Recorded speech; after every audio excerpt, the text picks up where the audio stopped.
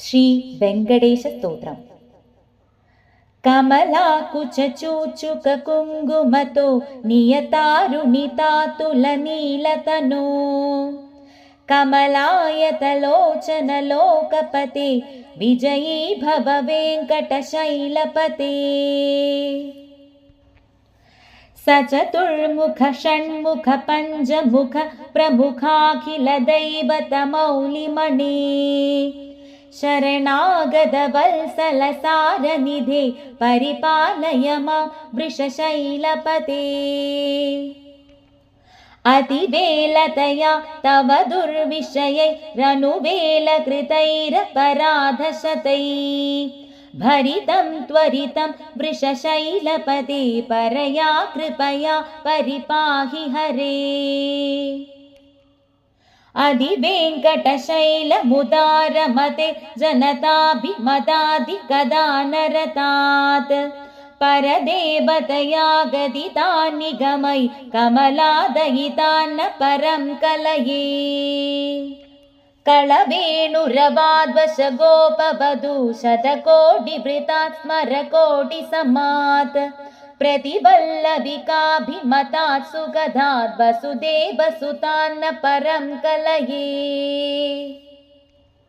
अभिराम गुणाकरदासरदे जगदे गदनुर्धर धीरमते रघुनायक राम रमेश विभो वरदो भवदेव दया जलधे.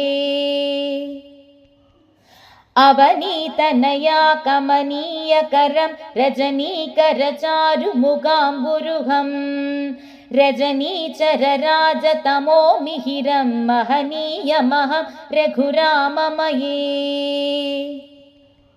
సుముఖం సుహృదం సులభం సుఖదం స్వనుజం చ సుకాయ మమోఘశరం अपहाय रघुद्वहमन्यमहं न कथञ्जन कञ्जन जादु भजे.